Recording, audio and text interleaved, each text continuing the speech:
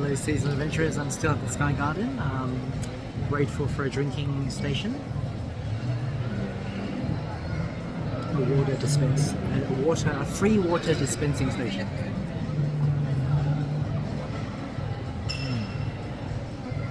Liquid gold on the trip. I must admit I easily get dehydrated. Water is Mother Nature's elixir. Just going to point out this sign, which is good to know. Choosing to eat here tonight, putting my tourist cap on this time round on this London trip. Yeah, why not? Seeing the city skyline at night. I rarely venture out at night actually. In my past trips, I don't know. Maybe I'm just getting older. I mean, I feel London's safe as can be, generally speaking. I mean, you get the one or two incidents, of course, but yeah, maybe that's it. If you go out at night, it's kind of nicer having company. Two of you, it's obviously safer than one. But I'm staying in the city. I'm not in the middle of nowhere, not going down any dark alleys. So yeah, Sky Garden's easy to get to. I just did that. So Bank is one of the nearest stations. I'm sure there's others. And then when I need to get back to the hotel, I just connect back to Holborn. I need to learn how to pronounce it. Holborn Station, which is on the Piccadilly line, which I use the most out of all the lines in the underground network. And then back to I've just gone blank. Back to, oh my gosh, I've just gone blank on where I am. I can't believe it. I've just gone blank. Oh my gosh, I've just gone blank. Anyway, where my hotel is, I can't believe I just gone blank. It's the sunshine that's melted my brain.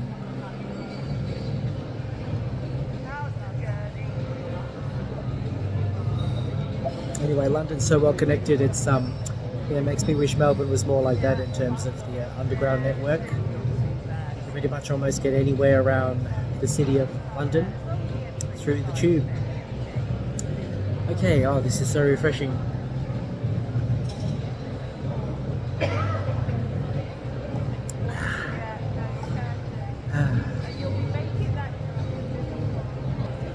Hammersmith, just think of Thor and his hammer. Hammersmith, yes. So from here, walk back to Bank, Central Line to Holborn, which is the Piccadilly line, and then back to Hammersmith, which is on the Piccadilly line. It's warm, yeah, but it's a lovely day here in London. Yeah. Camera past the hard-working security guard. It must be quite monotonous for them. Yes, the Shard is quite a striking tower, isn't it? Something like something from the future, like you see in the skyline of Star Trek or Star Wars. Yeah, so like I said, the walkway is not 360, but at least there is an outdoor section, which is this section here. I'm not sure which way we're facing. I should know, maybe I should know which compass direction we're facing out this way.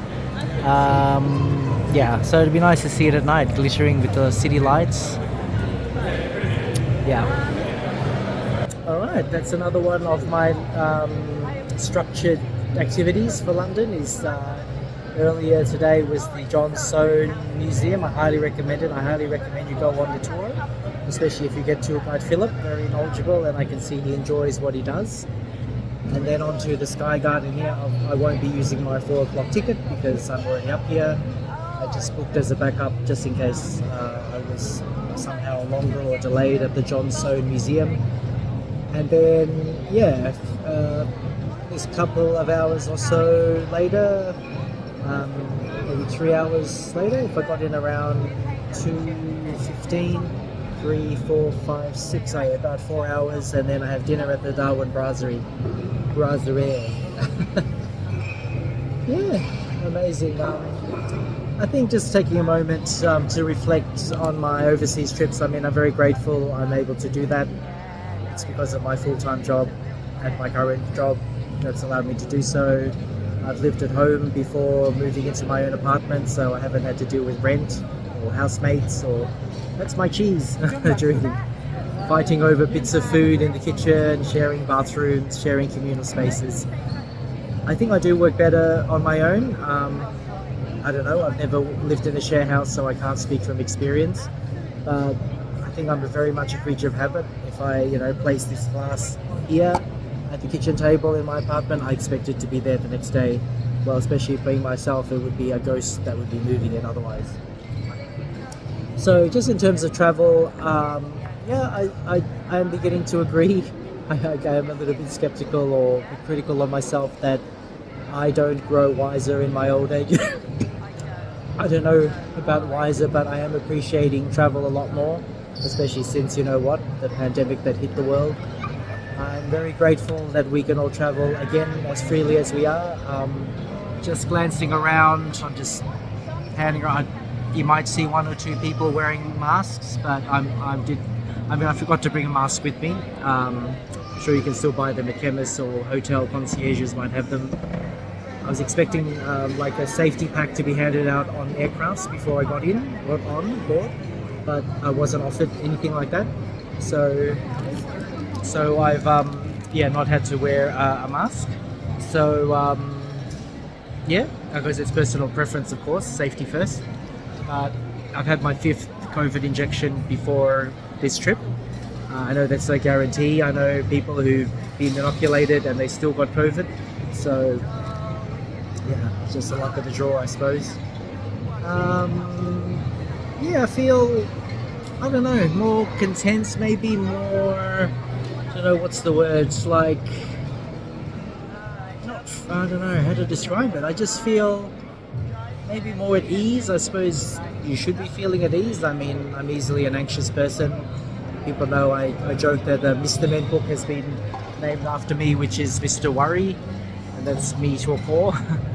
But I mean, as much as I do worry about things or overthink things, holidays like these definitely remind me, to cherish the little things in life, not to take things for granted, and do what you want, basically. I mean, within legal reasons. I mean, just give it a go. Don't be afraid to try new things. Don't be afraid to explore. Don't be afraid to make mistakes. I'm very hard on myself when I make a mistake, especially if it unintentionally hurts someone or it damages me in some level, psychologically or mentally or physically. I think about that for months, even years after the incident. I'm still thinking about it. It's very hard for me to, what's that Simon Garfunkel song? Bridge over troubled waters. I'm always thinking about that bridge. I'm thinking about those troubled waters. But moments like this, when you're in another country, another city, even though it's a city I've been to before, I'm wanting to do things this time around that I've never done before. I have been obviously to things before. It's hard for you not to double up, even unintentionally. Like, it was intentional for me to go to Westfield in Shepherd's Bush to go to HMV because I love music. But the Sky Garden, the John Soane Museum are all firsts for me. And eating at the Darwin Brasserie here tonight will also be a first. And the booking I've made tomorrow is also a first. The concert I'm going to on Friday is also a first in terms of the band I'm seeing here in London and the venue. So a string of firsts. So also there is another kind of house or houses, museums on Friday that I'll be going to before the concert, because the concert is usually around 8 o'clock, 8:30 or even 9 p.m. And during the day I'm filling it with one structured booking, which is, I will reveal that, might as well just reveal it as we go. I don't know, maybe it makes a better viewing, because if I tell you my whole itinerary in advance, you might not come back to watch it. And those that do might be thinking, why are you telling me this? I'm going to be watching it anyway in real time. So let's just leave it on a day-to-day basis. So with that, I think, I've taken in as much as I feel I want to here at the Sky Garden. I mean, it's essentially a public viewing platform, observation deck with restaurants. It's an amazing meeting point. I suppose if you needed to meet someone, you'd have to book tickets. So, but it's a winner.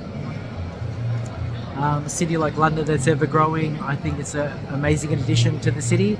I know that I should find out what the actual name of this building is, but the infamous building that melted cars, they fixed that apparently by putting some cladding, if you would call it, on one, or screening panels on one side of the building that was particularly susceptible to the angle of the sunlight that would reflect down onto the street and melt car rooftops and other objects. Luckily no people as far as I know. I mean, I think you'd be feeling something quite painful if a beam of sunlight was penetrating your, sorry I shouldn't be laughing, penetrating your arm. I think you'd be screaming in pain and wanting to sue someone. So yeah, anyway, this is the Sky Garden, everyone. I do recommend it if you're coming into London, just especially if you want to do touristy things. I would say it's pretty high up on the touristy scale. One big bonus is that it is free. I haven't bought anything yet. I will be buying my dinner when I go to the Darwin Brasserie. I have a craving for steak or some sort of seafood. Maybe I'll indulge it, have lobster maybe, I don't know. Depends what's on the menu. But yeah, amazing to come on such an amazing day in London. Again, the UK or London has stereotyped for its gloomy, drizzly weather, but that's seasonal. That's why I called my channel Seasonal Adventures, with you adventurers coming along with me. Yeah. Alright, I think that's enough yabbering for now. I'll catch you again when I'm eating at the Darwin Brasserie, but I'll fill it with something or some things between then and now. Bye for now, everyone.